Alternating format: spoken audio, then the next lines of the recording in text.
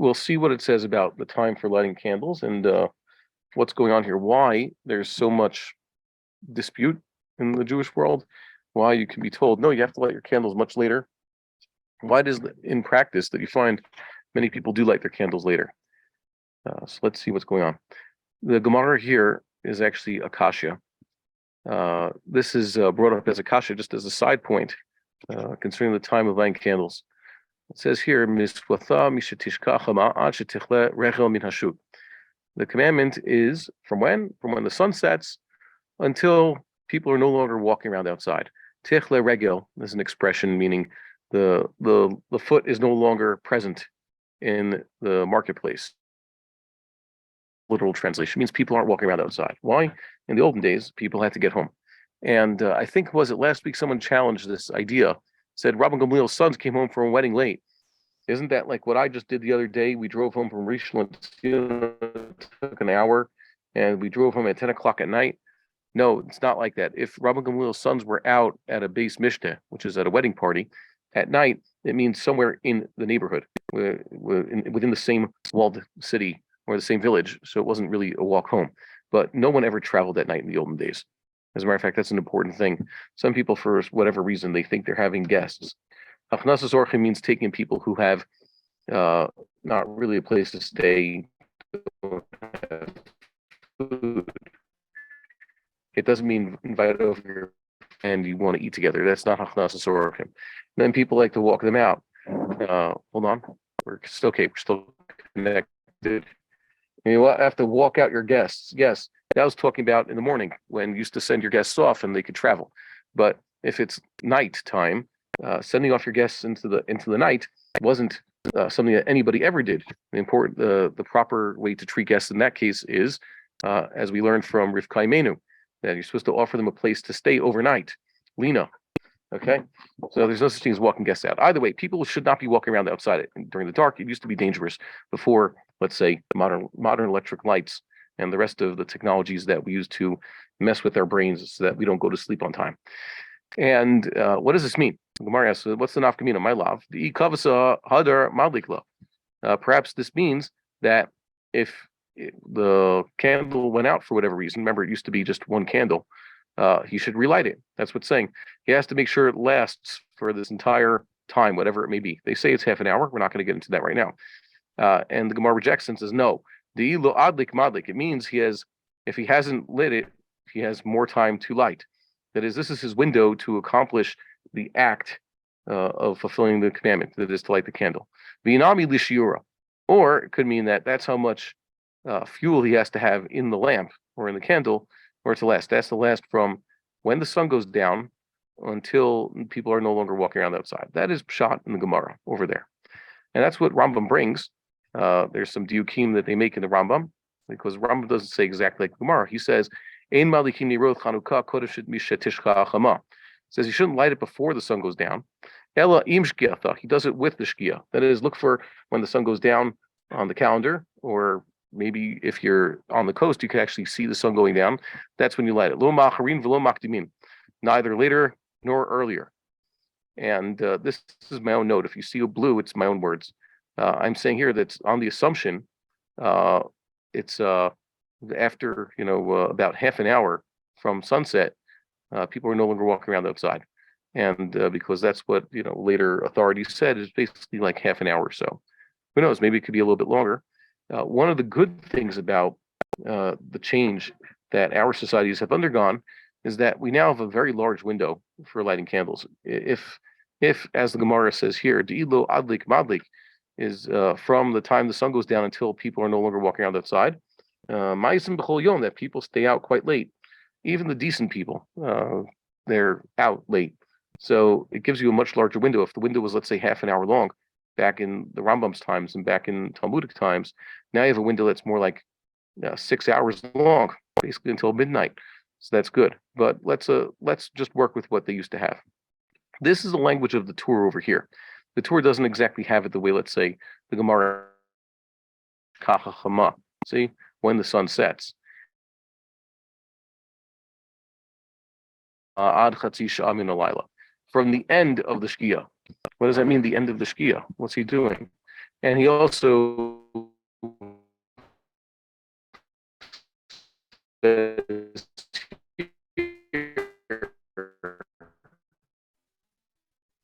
until half an hour of the night. The night is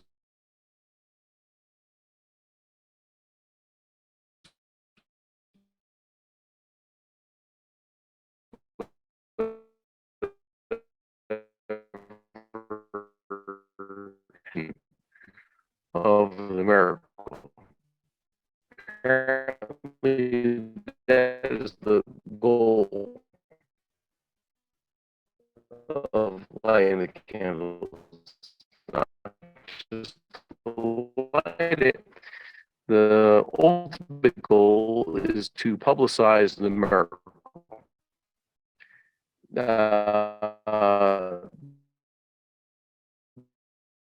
This is the tour talking about who has this ruling. They just quote it anonymously. Amrav Chista Kol Tanith Shelo Kibalo.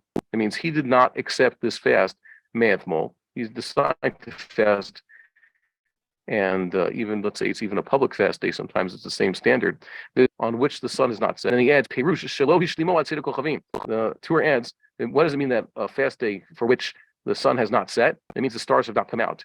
Tanit Lith Palel Aninu. So it's not really a fast. So he has to do these two things. Tell me if I get disconnected, by the way. So you see here, this is sort of a complicated statement because for those who know the Talmud, the Beis Yosef about to address this, it's sort of mixing and matching what Rav Chisda said with other Talmudic statements.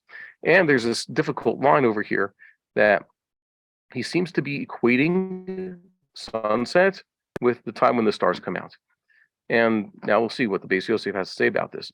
He says over here, right there on his first commentary, he says, Amar Rav Chisda tzol tanit shelo ki below me'eth mo v'shelo shakalav chama ino tanit. That's a quote from over here. And he says this is in the first chapter of Tainus, Daf Yud Beis. Ela she'ein shnei dinim elu amurim sham b'shem Rav Chisda. Ela ha'echad mehem ta'anith. The only thing that's really attributed there, fast day that does not go all the way until to the sunset, is not really a fast day. Aval hadin there. Kol tanith shelo kiblo love mi bod yom shmuelhu. This other part of the statement that he did not accept the fast the day before, that's actually what Shmuel said. Shmuel who the Kamar Lake. Shmuel's the one who actually said that. So it's not accurate, the text we have of the tour here. And then he brings what Rashi says. He says, Uferish Rashi, Shelo Shaka Alav Chama. Rashi there says in the Gemara, a fast day upon which the sun is not set, Shelo Hithana Ado Tasha. That means he did not fast until sunset. This is an expression, the sun sets on the fast day, means that the fellow who's fasting fasts until the sun sets. Rashi does a very good job explaining to us what that means, this figurative expression. The Chasava Rosh, the Shkiata Chama, the Kamar Afista Hainu come out, which is kind of strange. And that's why the Beis Yosef is going to address this. He says, V'afal gav damrim farak mishaya tamei. So in this parak over here, someone who is tamei, the Mishkiata Chama Tzidkovim Hey Milin. This is in a few places actually in Shas also. It's mentioned in Shabbos and in Psachim also. It says that really the time between when the sun sets and when the stars come out, a person could walk 5 Roman miles, basically 5 kilometers. That's an amount of time. Some texts have it as 4 milin, 4 kilometers. Well, let's just, for simplicity's sake, it's about 18 minutes to walk a kilometer. That's the assumption. So 4 times 7, 18 would be 72 minutes. 5 times 18 would be a full 90 minutes. Rabbeinu Tam said about that, these few miles that a person could walk starts with the beginning of sunset. It's basically this, when the sun is going into the thickness of the firmament, what you and I call descending below the horizon. And the end of the Shkia is sometime later. This one they're talking about over here, that the Rosh is saying, that's the end of the Shkia, and it's the time when the stars come out. Because we are now quite confused, let's see what the Mishnah Berurah says, who says it the best, explains what's going on with Rabbeinu Tam and his Shkiyas. This is I think, required study for anybody in yeshiva who wants to know what time to do any mitzvot any given day of the year. The basic understanding. The way the Rambam has it, the way the Vilna Gaon has it, and the way it seems to have been, just a pshat until Rabbeinu Tam came along, is that Shkia is sunset. There is but one sunset. And the stars come out, that's the time when the stars come out. And it so happens that sometime after sunset, perhaps 72 minutes later, that's when all the stars come out. I wanted to show everybody the stars the other day, but we have too much light pollution in this country, especially this part. We live near a very large city, and they've installed magnificent streetlights all over the place, so we have so much light pollution, we barely get to see the moon. So it's almost irrelevant. But in the olden days, you could see over the course of the night falling that more and more stars become visible. So there's the point where small stars come out. There's the point where medium stars come out. Large stars, those come out first. And then there's the entire cosmos you could see. But that's not the way Rabbeinu Tam had. What does that refer to? The beginning of the sunset. He says, this is the opinion of Rabbeinu Tam and those who hold like him. This fear lahu, they hold the shteik shgiot sunset. Really, mitchila nichset hachama meinenu v'shukat. First, the sun disappears from our sight and sets. V'hu anikra tchilat shkia. That's what they call the beginning of the shkia, or the first shkia. V'shohak kadei, you wait the time it takes to walk 3.25 miles, which would be about 58 minutes or so. V'adayin yomhu. The next 58 minutes from when the sun physically sets, that's still daytime. And from then on begins the second shkia, almost an hour after the sun actually sets.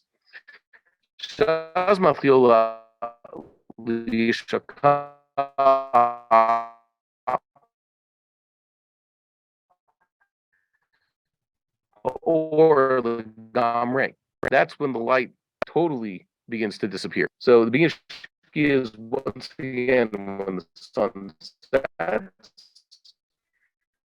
The end of Shkia is almost Gimel Rivei Mil. Shlosha Rivei Mil, and would walk 3/4 of a kilometer. So if we say a kilometer takes 18 minutes to walk, this 3/4 of 18, which is 13.5 minutes. And 500 amas, okay, 1,500 walk. This time is called Ben Mashot. The Rambam has it takes a person 24 minutes to walk a kilometer, so he'd say it takes 80 minutes. We discussed also what the significance of that is. The Vilna Gaon says it takes 13.5 minutes for the stars to come out right at the beginning. He doesn't hold of this whole Rabbeinu Tam idea. And then 3 ordinary stars appear, and that's a sign that it's nighttime. And it turns out, according to this opinion, from the beginning of sunset until the stars come out, arba'at milim. That's the 4 miles it takes a person to walk. You should just know that the Mishnah Berurah popularized the classic opinion, which never really died, by the way, even though everybody seems to have held like Rabbeinu Tam from the time of Rabbeinu Tam, which is basically the 1200s.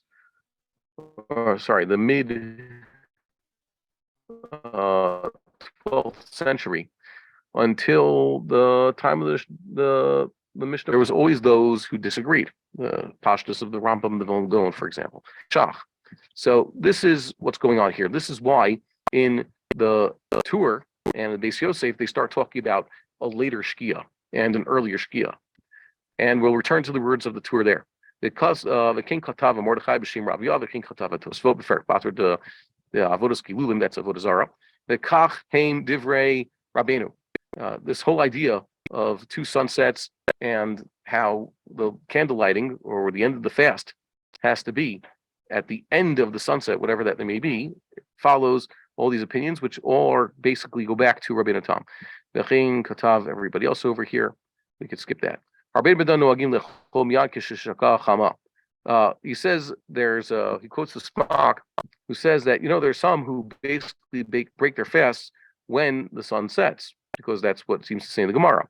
Miu betosvos there, Perish Rabbi Elchanan, Puchazi Mayama Devar, Shnagulitano Datzed Kochavim. They pointed out, but people started fasting until the stars came out much later. Even if it's just a personal fasting, not even a public fasting. So when they say it's the end of the Shkia, when they say that the fast day didn't come to an end until the sun set, it means the end of the Shkia, which is basically almost an hour after that. So we have a question over here. End of the Shkia is the same as Tzedek Kochavim, because we saw in the Mishnah Berurah it's not exactly the same. So the Beis Yosef answers that. Here's the next words. So now here's the question. The Gemar Shkia, that 58-minute mark after actual sunset, the Rabbeinu Tam's last Shkia, is the beginning of Benish Mashoth, which is a certain amount of time before Tzedek Kochavim, according to this opinion. So why are they being inaccurate? Why did the Torah over here say that Shkia, even second Shkia, equals Tzedek Kochavim minutes? 15 minutes or so. I said 13 and a half. That's 3/4 of 18. Could just be 15 minutes round it, because Chazal didn't have watches, and they said the Torah wasn't given to ministering angels in these circumstances. It's very hard to tell. All these halachas, Rabbeinu Tam is basically telling you the Talmudic standard is the fast day is over at sunset. You're supposed to light Hanukkah candles at sunset. If you're holding like Rabbeinu Tam, you won't know when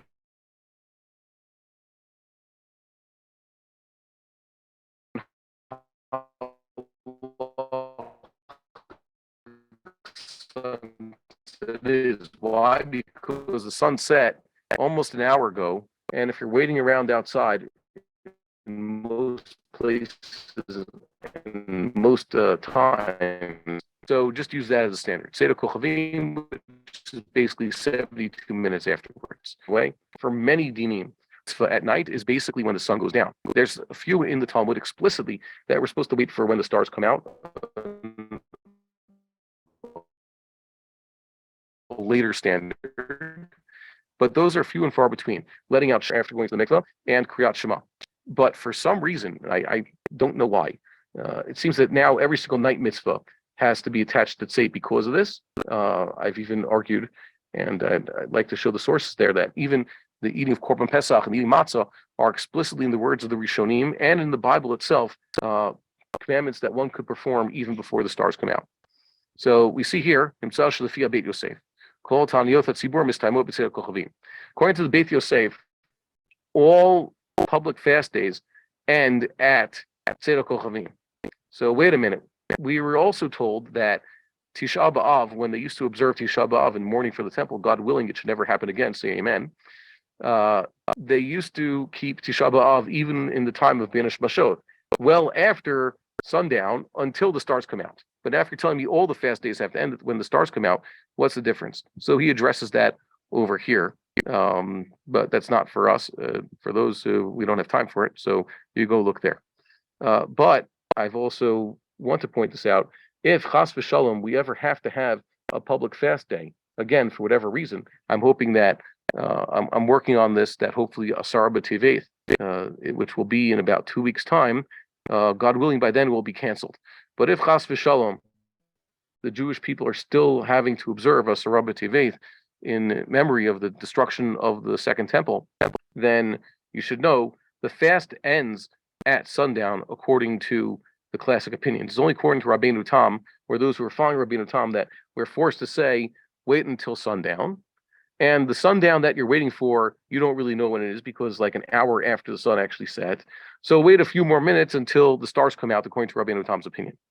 And this is a real head scratcher. The calendar makers have basically printed in all these cases. For example, for Rabbi Tevet, aside from the fact that they made the egregious mistake, the faithless mistake of printing calendars already at the beginning of the year, and they're assuming there should be an Asar Rabbi Tevet. They even marked Tisha B'Av well late into the year that it's supposed to be happening. There's going to be a fast on Tisha B'Av. I assume that they're really looking forward to morning destruction of the temple yet again, called in the summer.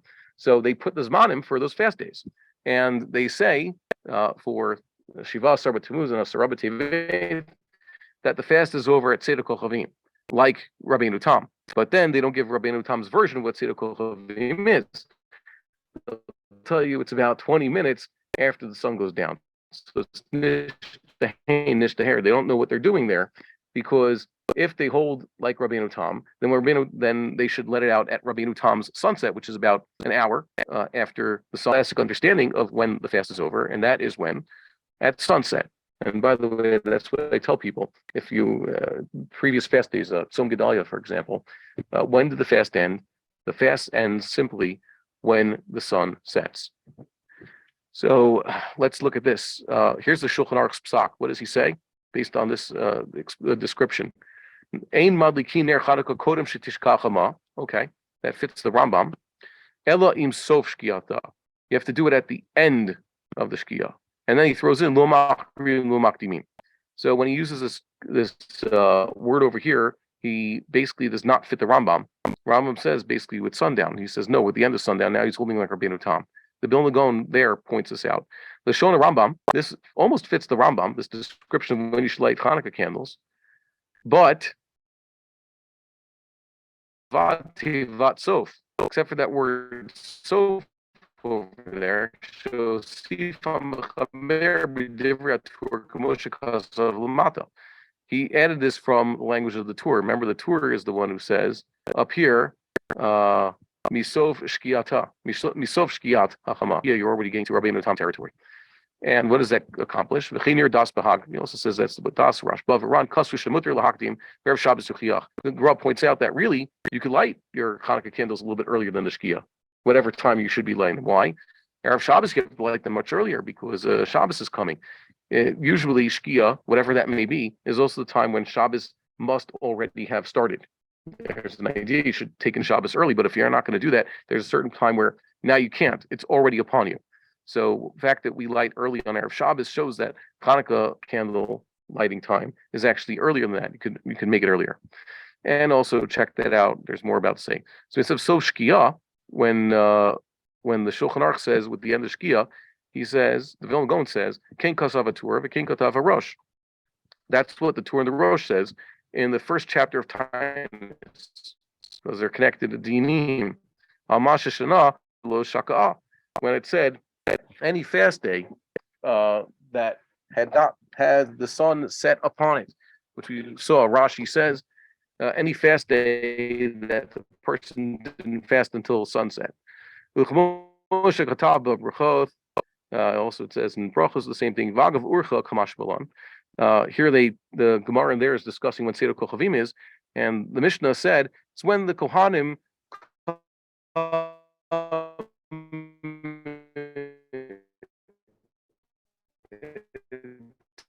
to eat their truma. And there was agavurcha. There was a way of saying, and by the way, this time when the stars come out, that's when the Kohanim do it. The pasuk says Ubah Shemesh, which is usually Biat Shemesh means sunset, V'taher, and then he shall be purified. But in this case, Chazal say it means the sky is purified of all its light. That's when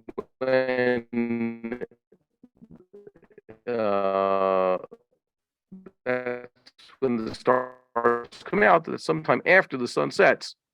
So the Gaon here is supposed to light at the sof of the Shkia. He's following Rabbeinu Tam's concept of what sunset is. But of course, just to go look, earlier places, I'll read the note, concept of the two Shkias.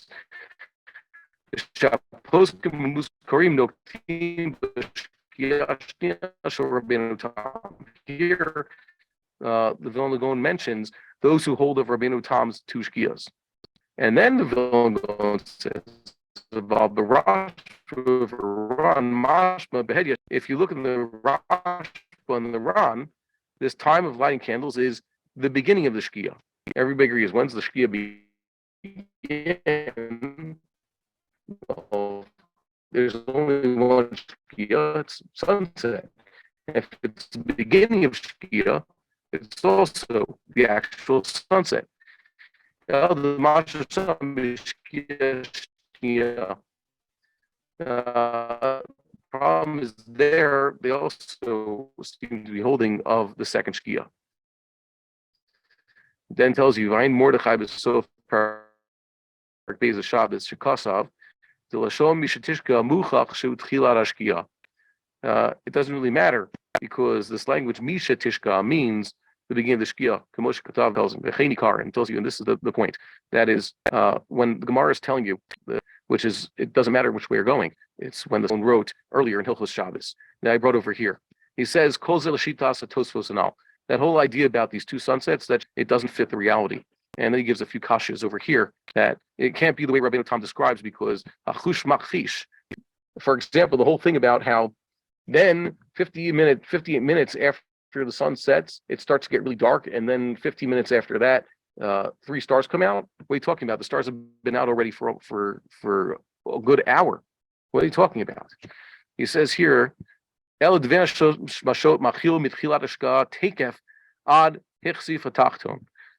says this Ben Hashmashot period starts right when the sun sets. Okay, until until the sky at the bottom becomes gray, which is when Vahu Shloshar Rivier or Rivier instead of Rivier meal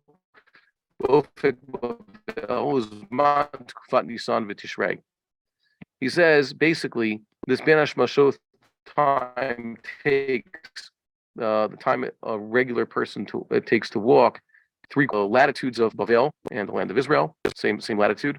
And in the time of Nisan or Tishrei, not during the height of the winter or the summer. When the sun begins to set, that is fully Ben Hashmashot. Whenever it says Mitishka Chama, when the sun sets, it's talking about this beginning of the sunset. So too, when we discuss Tainus, Rambam Vilna says this regarding Shabbos, but also with Tainus. Kol Tainus Shalosh Shaka. This whole idea that the fast ends when at sunset. The Vilna says it means when the sun sets. And that's why when the sun sets, you could eat right away. The Kaimalan Sfiko Shalo Mutar, because we hold with all the fast days except for Tisha B'Av, when Sotzorei Ben Hashmashot, which is called the Suffolk time, you can still eat. So it's like I said, I don't get it why these calendars, which basically we hold like the Vilna Gaon with more severe dinim. When do we hold like the Vilna Gaon? When Shabbos is over. According to the Vilna Gaon, which is also, by the way, the Maimonidean approach, Shabbos is over when the stars come out. Now, many of us let out Shabbos, maybe here in Israel, 35 minutes after the sun sets. That's a Tosefes already. The way the Vilna Gaon has it, it's about 15 minutes. The Rambam says about 18 minutes or so. Shabbos is over. And even if we let out Shabbos 40 minutes after the sun sets, we light a candle in order to say the bracha of Havdalah on that. Even 50 minutes after, we are taking out Shabbos earlier than as prescribed by Rabbeinu Tam and the Shulchan Aruch. So we do not hold like the Rabbeinu Tam and the Shulchan Aruch with regards to their definitions of sundown, Ben Hashmashot, and Seder Kochavim. However, when it comes to fasts, for some inexplicable reason, suddenly we hold like Rabbeinu Tam halfway, or at least the people understand Rabbeinu Tam and the consequence thereof. It's from Seder. It's from Seder Kochavim. And then they just redefine Seder Kochavim. They say, but it's the Vilna Gaon's definition of Seder Kochavim, which doesn't help. So I'm at a loss. So here's what the Vilna Gaon says, bottom line, this whole sugya. If the Gemara says that you're supposed to light Hanukkah candles at sundown, it means you're supposed to light Hanukkah candles at sundown. And that's the way we do it today. And that's the way that it's recommended in the yeshivas, because we hold like the Vilna Gaon with other respects, and it seems to make sense. Now, the funny thing is that we see in the Shulchan Aruch, he said a little bit ambiguously. What is the Shulchan Aruch? Let's go back to what the Shulchan Aruch says. Shulchan Aruch says, no, sorry, this is the Torah. Here's the bottom line in the Shulchan Aruch. don't light the Hanukkah candles with the beginning of the sunset. You do it at the end of the sunset. Now, in the Rabbeinu Tam land, this means that like 58 minutes or so after the sun actually set, but not Rabbeinu Tam's Tzedek Kochavim. If you look in the a book Chazon Uvadia by Rabbi Avi Grossman, you find that they change this around. They're supposed to do things, or at least they claim to do everything, like the Shulchan Aruch or the Beis Yosef. But in that sefer, which is the opposite page, I didn't take a picture of it here that I could share with you, but you could look this up. It says that candlelighting time is therefore at Tzedek Kochavim, no earlier, no later. And they basically go through this whole thing. Why would it be Tzedek Kochavim? So as we saw the Beit Yosef himself write, why would anybody assume that you like Hanukkah candles at Tzedek Kochavim? Because really we hold like Rabbeinu Tam. And Rabbeinu Tam says you should light candles at the second Shkia. But no one knows how to figure out where Rabbeinu Tam's second Shkia is. So just wait a few more minutes until it's Tzedek Kochavim. So it should be Tzedek Kochavim in theory, but in practice and in practicality, it becomes Tzedek Kochavim. Now, I bumped into some people who say this over and over again. I live amongst Sephardim, and people who, for them, the Torah was given by Rabbi Avi Yosef. It's like Moses, basically. So you can't disagree with him. And he says it's Tzedek Kochavim, and that's what it must have said in the Shulchan Aruch.